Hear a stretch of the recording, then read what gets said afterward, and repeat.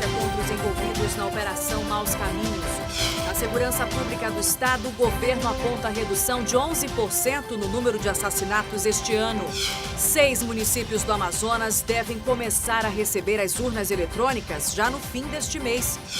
E Parintins volta a entrar em situação de emergência por causa do fenômeno de terras caídas. E ainda os riscos por trás da facilidade em usar o rotativo do cartão de crédito. Apesar das novas regras, os juros subiram nos últimos meses. É agora, no A Crítica na TV.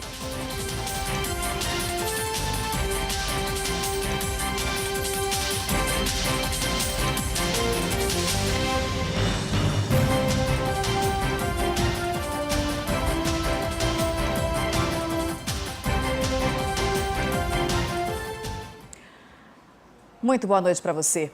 O Ministério Público Federal fez mais uma denúncia contra envolvidos na Operação Maus Caminhos, desta vez pelo crime de lavagem de dinheiro. Ao vivo eu converso agora com a Tamires Cler.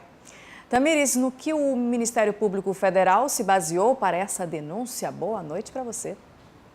Oi, Nayandra, boa noite para você, boa noite a todos. Olha, de acordo com o Ministério Público Federal, o empresário Mohamed Mustafa e a empresária Priscila Coutinho, que administram a empresa Salvari, eles utilizavam a mesma técnica repetidas vezes para tentar esconder o dinheiro que desviavam da saúde do Estado. E nessa ação movida pelo Ministério Público, ficou evidenciada a participação de um outro empresário, Leopoldo Botelho, que administra uma empresa de serviços técnicos. Ele recebeu da Salvari cerca de R$1 milhão.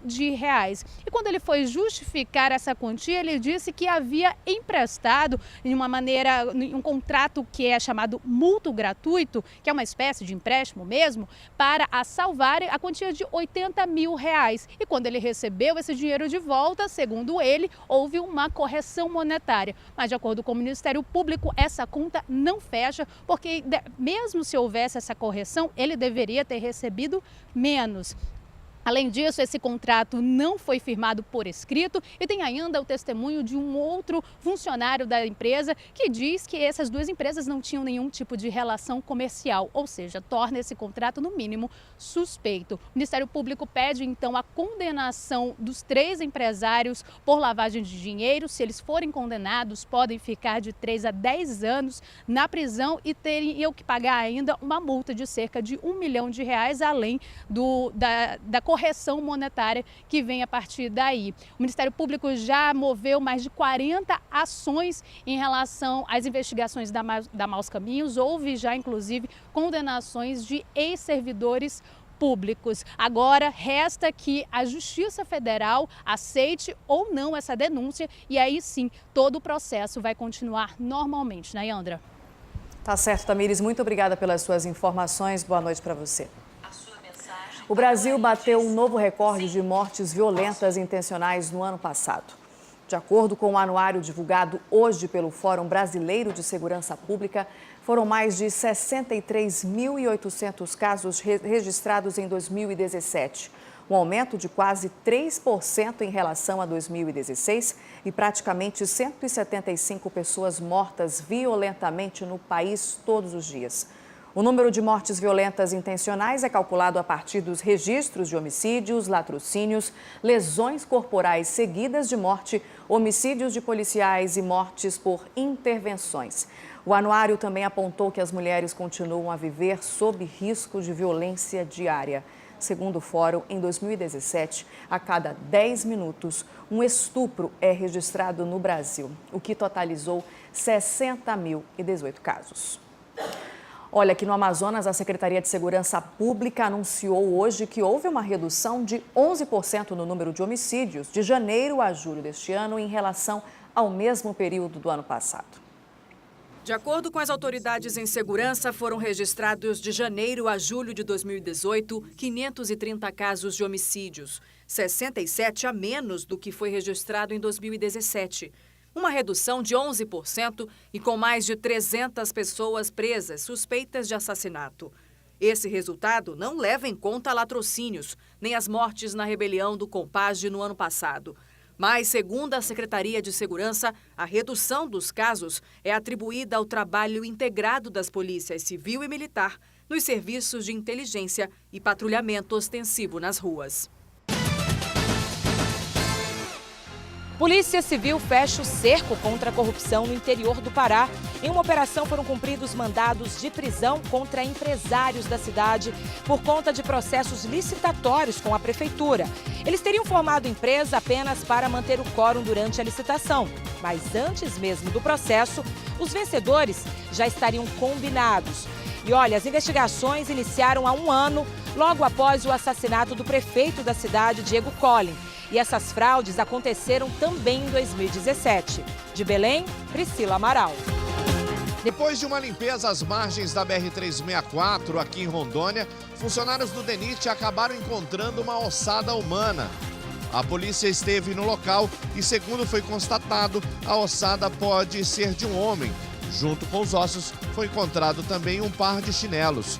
Uma das hipóteses é que a ossada pode ser de uma pessoa que teria sido atropelada, o que é muito comum na região. Várias queimadas ocorrem nesse período às margens das rodovias e isso acabou contribuindo para a localização da ossada. A polícia continua investigando o caso.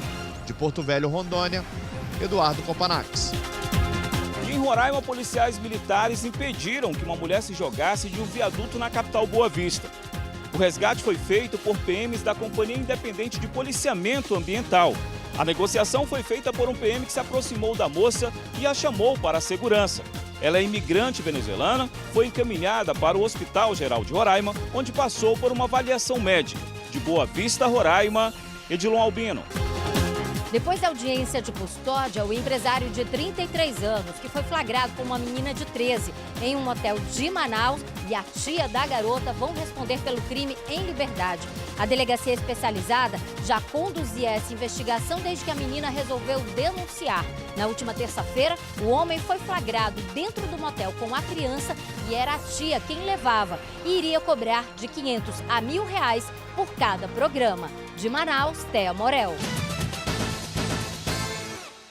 Sobre esse caso que a Thea Morel acabou de reportar para a gente, o Ministério Público do Estado informou por meio de nota que já emitiu uma decisão para que o empresário preso por estupro de vulnerável tenha a prisão em flagrante convertida em preventiva, por causa da gravidade desse crime, até para garantir que a lei penal seja aplicada.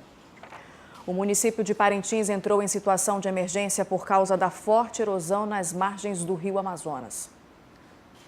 A rua Nacaúte, no bairro Santa Clara, zona leste da cidade, é uma das vias mais afetadas pelo fenômeno natural. Novos desmoronamentos foram registrados este mês no local. Toda vez que vem a cheia e no processo da seca, o barranco cai mais vezes, né? Depois dessa rua tinha um campinho e aí sim tinha mais um pedaço para chegar no barranco, né? Então, do passado, nós não temos quase mais nada. De acordo com este especialista, o fenômeno de terras caídas é consequência da forte pressão das águas do rio Amazonas sobre a orla da ilha Tupinambarana. Porque a velocidade do rio Amazonas é em torno de 7 km por hora.